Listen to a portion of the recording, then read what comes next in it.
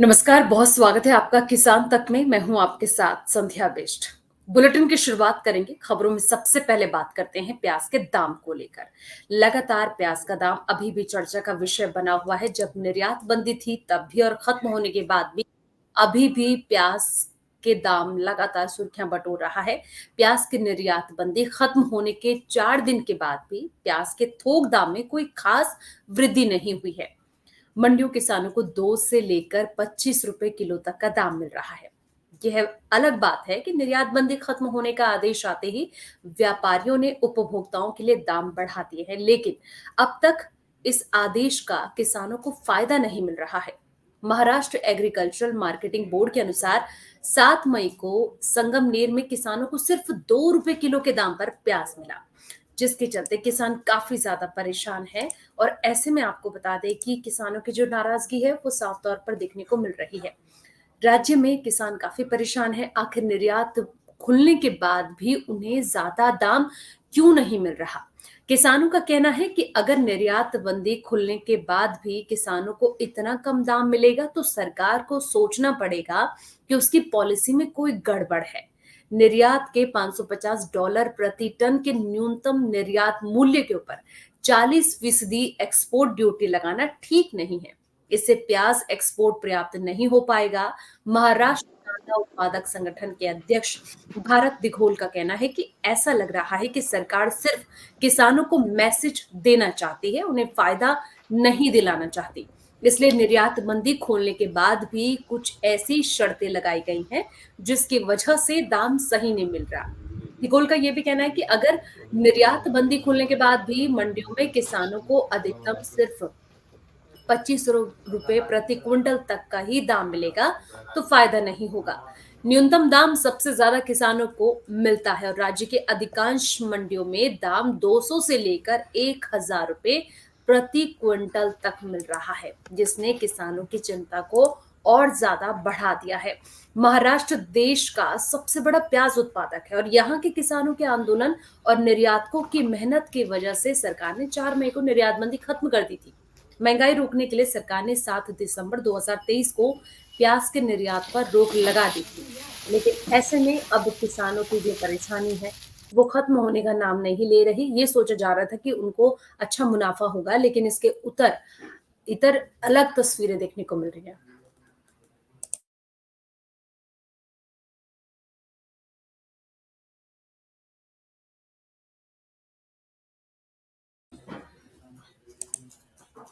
अगली खबर का रुख करेंगे। अगली खबर जो मिल रही है हरियाणा से। बता दें कि सोनीपत से ये खबर, जहां 25 मई को लोकसभा चुनाव के लिए मतदान होने हैं हरियाणा में। उससे पहले हरियाणा में सत्ताधारी पार्टी बीजेपी की जो मुश्किलें हैं वो घटने का नाम नहीं ले रही। आज से किसानों ने इंसाफ नाम से एक यात्रा की शुरुआत कर दी थी और सोनीपत के कई गांव में किसान इस यात्रा के माध्यम से मतदाताओं को बीजेपी के खिलाफ मतदान करने की अपील कर रहे। और ऐसे में किसानों का जो आक्रोश है वो साफ तौर पर देखने को मिल रहा है। ये रिपोर्ट देखिए। इंसाफ यात्रा लेकर निकले हैं। जब चुनाव का माहौल है, सभी नेता गांव-गांव से चाहती हूँ। हम ये संदेश देना चाह रहे हैं, पिछले 10 सालों में इस सरकार ने जो जो गलत काम किए, इस सरकार का रिपोर्ट कार्ड हम जनता के बीच में लेके जा रहे हैं। ये यात्रा शुद्ध तौर पे गैर राजनीतिक है।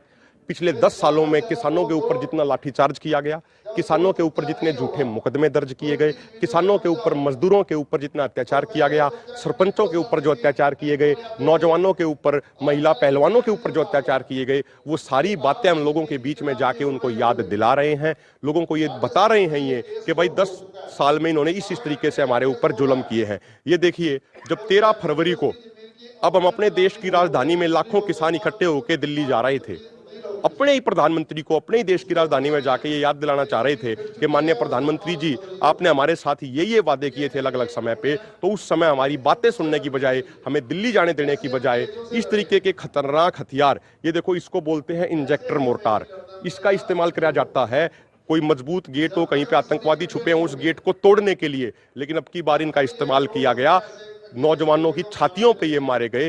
जहरीली गैसों का, एक गैस का हमें खोखा मिला, हिल्टी HTRE10। जब उसको हमने सर्च किया तो उस पर पता लगा कि उसमें ऐसी जहरीली गैस है जिसको अगर कोई नौजवान अगर कोई उसको इनहेल कर ले, अगर वो उसकी चपेट में आ जाए, कोई किसान, कोई नौजवान, तो उसकी आंखों की रोशनी हमेशा के लिए जा सकती है, उसकी बच्चे पैदा करने की क्षमता खत्म हो सकती है, प्रेग्नेंट महिला का बच्चा गिर सकता है, हमारे जीन्स भी खत्म हो सकते हैं। तो इस तरीके की चीजों का इस्तेमाल लोगों के ऊपर किया गया। तो हम अपने लोगों के बीच में जा रहे हैं, ये देखो ऐसे हजारों खोल इन्होंने किसानों के ऊपर फायर किए। 5 नौजवान किसानों की आंखों की रोशनी चली गई, एक किसान के सर में गोली लगने से वो शहीद हो गया। तो हम अपने लोगों को ये याद दिलाने जा रहे हैं कि हमारे ऊपर ये ज्यादतियां हुई हैं, हमें ये चीज भूलना नहीं है। ये राजनेता प्रयास करेंगे हिंदू के नाम पे, मुसलमान के नाम पे, जातिवाद के नाम पे, क्षेत्रवाद के नाम पे हमें बांटने का, लेकिन हमें बंटना नहीं है। हमें किसानों, मजदूरों, महिला पहलवानों, सरपंचों के ऊपर हुए उन लाठीचार्जों को याद करना है, उन जुल्मों के ऊपर को याद करना है जो हमारे ऊपर किए गए हैं। और मजबूती से ये यात्रा चलेगी। 19 मई को इतवार के दिन कैथल के पाई गांव की अनाज मंडी में पूरे हरियाणा के स्टेट लेवल की एक महारैली होगी, जिसमें देश भर से किसान पहुंचेंगे और हम ये दिखा देंगे कि पूरा हरियाणा इस आंदोलन से जुड़ा है। और अब देखो, सरकार ने इतने जुल्म करे, 13 तारीख से पहले बहुत साथियों को गिरफ्तार किया, गांव-गांव में जाके पासपोर्ट रद्द करने की धमकियां दी, हर गांव को एक खुली जेल बना दिया। उसके बावजूद 13, 14, 21 तारीख को हरियाणा के हजारों किसान वहां पहुंचे थे। पुलिस का जुल्म इतना था, हमने अपने तमाम साथियों को शांतिपूर्ण रखते हुए लगातार आंदोलन चला रहे हैं। अभी 22 मई को उस आंदोलन के 100 दिन पूरे हो जाएंगे और 100 दिन पूरा होने के उस पे शंभू बॉर्डर पे, दाते सिंहवाड़ा खनौरी बॉर्डर पे, डबवाड़ी बॉर्डर पे और रतनपुरा बॉर्डर पे 1-1 लाख किसानों की हमारी गैदरिंग होगी और सरकार को दिखा देंगे कि अगर सरकार हमारी बात नहीं मानेगी तो फिर ऐसी सरकार का सत्ता में रहना संभव नहीं हो पाएगा। फिर क्या लगातार वोट की अपील कर रहे हो कि बीजेपी को वोट न डाला जाए लोगों से जाकर? हम इतनी बात कह रहे हैं, देखो, ना तो हम किसी के लिए वोट मांग रहे, ना किसी को हम राजनीतिक तौर पे समर्थन दे रहे। हम सिर्फ इतनी बात कह रहे हैं, 10 सालों में जिस पॉलिटिकल पार्टी ने हमारे किसान भाइयों को शहीद कर दिया, 750 किसानों को 2020-21 के आंदोलन में शहीद कर दिया, 25 से अधिक किसानों को 13 फरवरी से चले हुए आंदोलन में शहीद कर दिया, जिस सरकार ने, जिस पार्टी की सरकार ने इस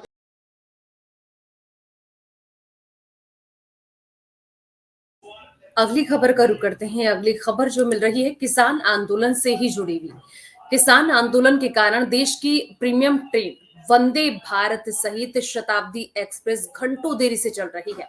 इसका खामियाजा उन यात्रियों को भुगतना पड़ रहा है जिनकी नई दिल्ली से आगामी गंतव्य के लिए लिंक ट्रेन होनी है और वो समय पर ना पहुंच पाने के कारण छूट जाती है। ऐसी ही कई शिकायतें रेल मंत्रालय सहित उत्तर रेलवे मुख्यालय तक पहुंची है। इन शिकायतों पर गंभीरता से विचार करते हुए अंबाला मंडल सहित अन्य मंडलों को निर्देश भी दिए गए हैं कि वो पहले प्रीमियम ट्रेनों का संचालन करेंगे और फिर कंट्रोल से संदेश मिलने के बाद मुख्य लाइन पर मालगाड़ी को दौड़ाएंगे, जिससे कि लगातार देरी से चल रही ट्रेनों को फिर से समय सारणी अनुसार चलाया जाएगा। यात्री काफी ज्यादा परेशान हैं। जिस तरीके से किसानों का जो रेल रोको आंदोलन चल रहा है, उसमें खास तौर पर सबसे ज्यादा अगर कोई चीज प्रभावित हो रही है तो वो रेल रोको आंदोलन। जिस तरीके से अब किसानों का रेल रोको आंदोलन कई दिनों से ये चल रहा है, ऐसे में सरकार के साथ साथ यात्रियों की परेशानी भी आए दिन बढ़ती जा रही है।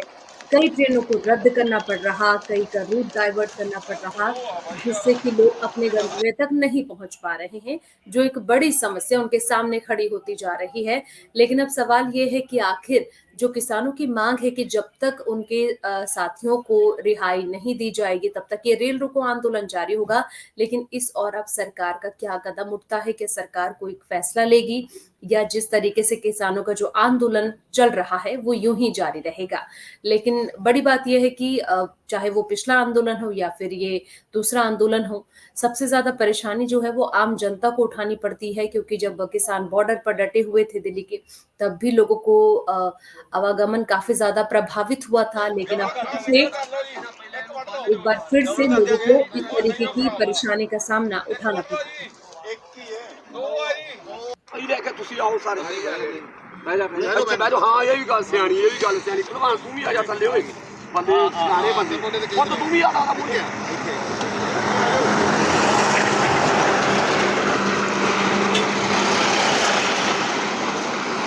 ਲਾਈਏ ਨਾਰਾ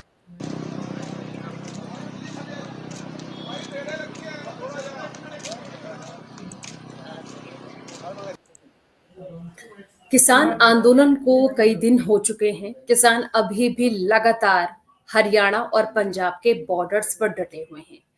एक तरफ रेल रोको आंदोलन किसानों का जारी है, लेकिन इस बीच किसान नेताओं के एक के बाद एक बयानबाजी भी देखने को मिल रही है, चाहे वो राकेश टिकैत हो, सरवन सिंह पंढेर हो या फिर बाकी किसान नेता। इस बीच एक बड़ा बयान जगजीत सिंह डल्लेवाल का निकलकर सामने आया है। क्या कुछ उनका कहना है, एक बार आपको सुनाते हैं। लेकिन जज साहब का वो जो ध्यान था उनका ये था कि आज केवल 2 विटनेस ही लिए जाएंगे। गुरप्रीत सिंह लड़का जो बल्लो गांव से है, जिसने हमारे उस नौजवान को शुभकर्ण को अपने कंधे पे उठाकर वहाँ पे 5 रिवर हमारी जो मेडिकल कैंप है उसके ऊपर लेकर आया था, और उसके बाद वहाँ से जब उन्होंने उसको ये बोला कि इसको सीरियस है, आगे ले जाने की ज़रूरत है, फौरन हॉस्पिटल लेकर जाओ, तो एम्बुलेंस के माध्यम से वहाँ पर लेकर गया और एंड तक उसके साथ रहा। और जब तक वो जीवित रहा वो लड़के ने उसका पूरा ध्यान रखता हुआ वहाँ लेकर गया। लेकिन खनौरी पहुँचते पहुँचते डॉक्टरों ने उनको ये कहा कि ये अब ठीक नहीं है, ये अब मतलब जा चुका है, मृत्यु घोषित कर दिया गया। तो वो मतलब दोनों अगवा हुए हैं यहाँ पे आज। बाकी जो आगे की बात है उन्होंने हमें डेट दी गई है कि 20 मई को दोबारा फिर यहीं पे ही दूसरे अगवा होंगे। लेकिन उन्होंने ये कहा है कि 20 तक हमारे जो बाकी विटनेस है, टोटल हमने 30 विटनेस लेने हैं, 30 में से 2 हो चुके हैं। 28 विटनेस जो हमारे बाकी हैं उनके एफिडेविट के माध्यम से उनकी अगवाई हमें मतलब दो। और जो आपके पास मटेरियल है, अदर मटेरियल, कोई किसी तरह की वीडियो या कोई किसी तरह का और वहाँ जो वेपन यूज़ किया गया, जैसे उन्होंने बताया कि मिलिट्री लेवल का वहाँ पे हथियार यूज़ किया गया, तो वो सारे का सारा हम वहाँ उस दिन जज साहब के सामने वहाँ पे रखेंगे और पूरी उसकी एक प्रदर्शनी बना कर देंगे। और उसके आगे मतलब जो हमारे पास वीडियोज़ हैं उसकी भी जो इतने फोटोग्राफ्स हैं वो सारे मतलब उन्होंने कहा है कि 20 तारीख तक अब जो जैसे जैसे आप ला सकते हो हमें ला कर दीजिए। और ये आज की मतलब ये हुआ है, जो आज की प्रक्रिया थी ये थी। देखिए जिस तरीके से वो हमारी बात के ऊपर ध्यान दे रहे हैं, तो देखिए हाई कोर्ट ने हमारी रिक्वेस्ट को स्वीकार करते हुए ये किया है कि एक रिटायर जज की अगुवाई के अंडर एक कमीशन बना, कमेटी बनी, सेट बनी है, वो सेट इन्वेस्टिगेशन कर रही है। हमें पूरी उम्मीद है कि हमें इंसाफ मिलेगा। न्यायपालिका के ऊपर विश्वास करना ही होता है और हम कर चल रहे हैं। उम्मीद है कि हम अपना शुभकर्ण के इसका, और जो हमारे 4 नौजवान की आंखें गई हैं उनका, जो हमारा 433 किसान इंजर्ड हुए हैं उन सब का मतलब, जो हमारे ट्रैक्टर तोड़े गए हैं लगभग 30 के करीब हमारे ट्रैक्टर। अगली खबर का रुख करते हैं। अगली खबर बता दें कि राजस्थान से, जहां चुनाव प्रचार के दौरान नेता जनता को खुश करने के लिए कई बड़े वादे करते हैं, कई ऐसे काम करते हैं जिससे कि जनता का ध्यान उनकी ओर खींचा चला जाए। वहीं दूसरी ओर जमीनी हकीकत कुछ और बयां करती है। कुछ तस्वीरें आपको दिखाएंगे जो राजस्थान के दौसा से निकलकर सामने आई है, जहां ग्रामीण अनिश्चितकालीन अनशन करने पर मजबूर है। बता दें कि कोयला बनाने का जो कारखाना है वो कई वक्त से बंद पड़ा था जब कांग्रेस की यात्रा चल रही थी, लेकिन उसके बाद अब फिर से उसको खोला गया, जिससे कि प्रदूषण की जो समस्या है वो लगातार बढ़ती जा रही है। और सोचिए कि अब ग्रामीणों के लिए ये प्रदूषण काल बन चुका है, क्योंकि इसको लेकर ये लगातार अनशन कर रहे हैं, परेशान हैं। और ऐसे में ये देखिए बीमार पड़े हैं कुछ किसान, गांव के किसान ही काफी ज्यादा बीमार है, क्योंकि प्रदूषण की समस्या के चलते बीमारी उत्पन्न हो रही है। बीमारी के चलते लोगों को सांस लेना मुश्किल हो रहा है। सांस ना लेने की वजह से बड़े बुजुर्ग बच्चे सभी के स्वास्थ्य पर इसका असर पड़ रहा है। गांव वालों का ये कहना है कि विधायक जी को भी कई बार घोषणा दे चुके हैं, लेकिन उसके बावजूद भी कोई कार्रवाई नहीं की जाती है, किसी तरीके की कोई मदद नहीं की जाती है। जिस तरीके से आज यहाँ के ग्रामीण वासी काफी ज्यादा परेशान हैं और यही कहना है कि जब तक उनकी चीजों को दुरुस्त नहीं किया जाता है, फैक्ट्री को बंद नहीं किया जाता है, तब तक उनका जो ये अनशन है, प्रदर्शन है, वो लगातार जारी रहेगा।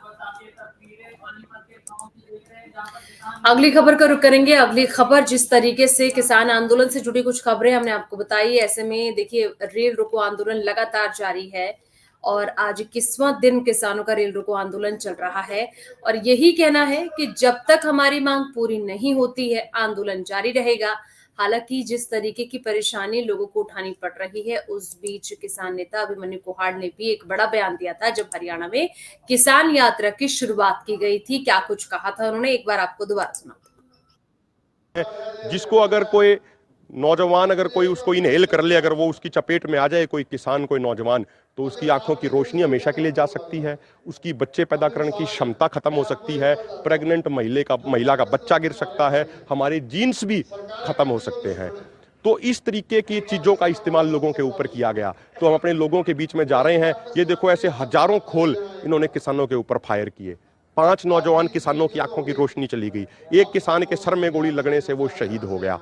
तो हम अपने लोगों को ये याद दिलाने जा रहे हैं कि हमारे ऊपर ये ज्यादतियां हुई हैं, हमें ये चीज भूलना नहीं है। ये राजनेता प्रयास करेंगे हिंदू के नाम पे, मुसलमान के नाम पे, जातिवाद के नाम पे, क्षेत्रवाद के नाम पे हमें बांटने का, लेकिन हमें बंटना नहीं है। हमें किसानों, मजदूरों, महिला पहलवानों, सरपंचों के ऊपर हुए उन लाठीचार्जों को याद करना है, उन जुल्मों के ऊपर को याद करना है जो हमारे ऊपर किए गए हैं। और मजबूती से ये यात्रा चलेगी। 19 मई को इतवार के दिन कैथल के पाई गांव की अनाज मंडी में पूरे हरियाणा की स्टेट लेवल की एक महारैली होगी, जिसमें देश भर से किसान पहुंचेंगे और हम ये दिखा देंगे कि पूरा हरियाणा इस आंदोलन से जुड़ा है। और आप देखो, सरकार ने इतने जुल्म करे, 13 तारीख से पहले बहुत साथियों को गिरफ्तार किया, गांव-गांव में जाके पासपोर्ट रद्द करने की धमकियां दी, हर गांव को एक खुली जेल बना दिया। उसके बावजूद 13, 14, 21 तारीख को हरियाणा के हजारों किसान वहां पहुंचे थे।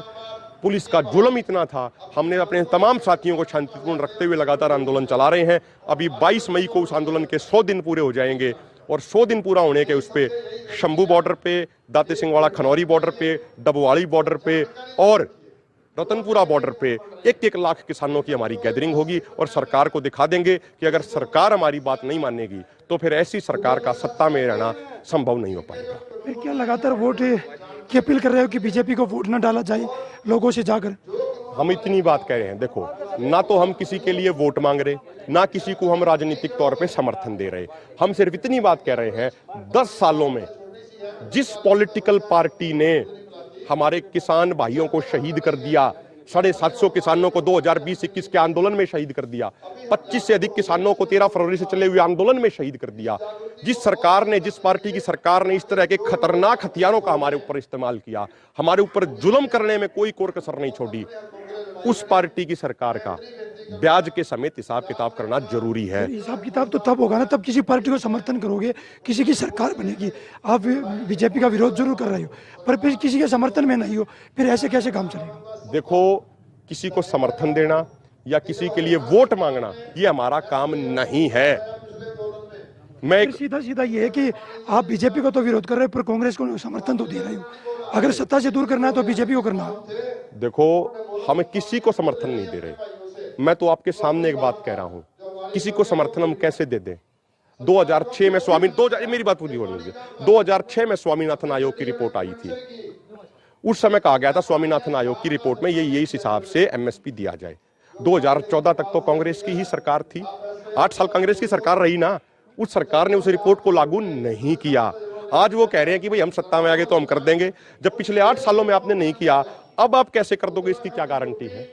तो इसीलिए हमारा जो काम है, सत्ता में जो पार्टी है उसने 5 सालों में, 10 सालों में जो गलत काम करे वो जनता के बीच में लेके जाने हैं। उसके अलावा हम कतई किसी का समर्थन नहीं। जनता को कैसे समझाओगे कि सत्ता से दूर तो कैसे करें, किसको वोट दें, किसको नहीं दें? हम ये कह रहे हैं, भाजपा वाले, उनकी सहयोगी पार्टियों वाले जब भी गांव में आए उनसे सवाल जवाब करो। ये सवाल पूछो कि आपने शुभकरण को गोली क्यों मार दिया, आपने हथियारों का इस्तेमाल क्यों कर दिया, आपने इंटरनेशनल लेवल पे बैन गैसों का इस्तेमाल क्यों कर दिया। ये सवाल पूछो उनसे, ठीक है? वोट डालना एक व्यक्ति का अपना खुद का अधिकार है वो स्वतंत्र है उसके लिए। हम सिर्फ इतना कह रहे हैं, जिस सरकार ने ज्यादती करी वो भूलना नहीं है, उस सरकार की एक एक काली करतूत याद रखना है, हम इतनी कह रहे हैं। क्या पूरा हरियाणा में हर लोकसभा में जाया जाएगा या हर विधानसभा में कि ये यात्रा पहुंचेगी? देखो, अभी ये यात्रा शुरू हुई है, कल ये यात्रा पानीपत में भी है, उसके बाद यात्रा जींद में है, उसके यात्रा हिसार में है, कैथल में है, नरवाना में है, सिरसा, फतेहाबाद, करनाल, तमाम जगहों पे। तो किसानों का आंदोलन तो लगातार जारी है, एक के बाद एक रणनीति किसानों के द्वारा अपनाई जा रही है। अब बात कर लेते हैं देश भर के मौसम को लेकर। जिस तरीके से मौसम में बदलाव जारी है, कहीं पर भीषण गर्मी तो कहीं पर बारिश से लोगों को राहत मिल रही है। मौसम विभाग ने बताया है कि राजस्थान के कुछ हिस्सों में लू की स्थिति बनी रहेगी, जहां आने वाले 2 से 3 दिनों में अधिकतम तापमान में बढ़ोतरी होने की संभावना है। मौसम विभाग का ये कहना है कि यहाँ पर ज्यादातर शुष्क रहने की अभी मौसम की संभावना है। 8 से लेकर 9 मई को कई जगह जो तापमान है उसमें बढ़ोतरी फिर से देखने को मिलेगी, लेकिन इस बीच बारिश को लेकर भी अलर्ट जारी किया गया है। तो आपको बता दें कि कुछ दिनों में लोगों को फिर से गर्मी से राहत मिलेगी और ऐसे में बता दें कि अगले 24 घंटे में बिहार, झारखंड, पश्चिम बंगाल, ओडिशा, छत्तीसगढ़, तेलंगाना, आंध्र प्रदेश के कुछ हिस्सों में, वहीं विदर्भ में 1 या 2 स्थानों पर हल्की से मध्यम बारिश हो सकती है। बिजली गिरने और तेज हवा चलने की भी उम्मीद है। पूर्वोत्तर भारत, दक्षिणी आंतरिक कर्नाटक और पूर्वी उत्तर प्रदेश के कुछ हिस्सों में हल्की से मध्यम बारिश की संभावना है। तमिलनाडु और उत्तर प्रदेश के पूर्वी हिस्सों में बारिश की गतिविधियां धीरे धीरे तेज हो जाएंगी। पूर्वी और दक्षिणी मध्य प्रदेश और छत्तीसगढ़ में हल्की बारिश हो सकती है। वहीं गुजरात, तमिलनाडु, आंतरिक कर्नाटक और पश्चिम राजस्थान के कुछ हिस्सों में लू की स्थिति संभव है। मौसम विभाग ने कहा है कि अगले 5 दिनों के दौरान पश्चिमी भारत में गुजरात, राजस्थान और पश्चिमी मध्य प्रदेश में गर्मी के ऊपर निचले क्षोभ मंडल स्तरों पर एक चक्रवाती सर्कुलेशन मौजूद है, जिसके चलते मौसम में कुछ तब्दीली होने की उम्मीद जताई गई है। तो दोस्तों, फिलहाल इस बुलेटिन में इतना ही। बाकी तमाम खबरों के लिए आप देखते रहिए किसान।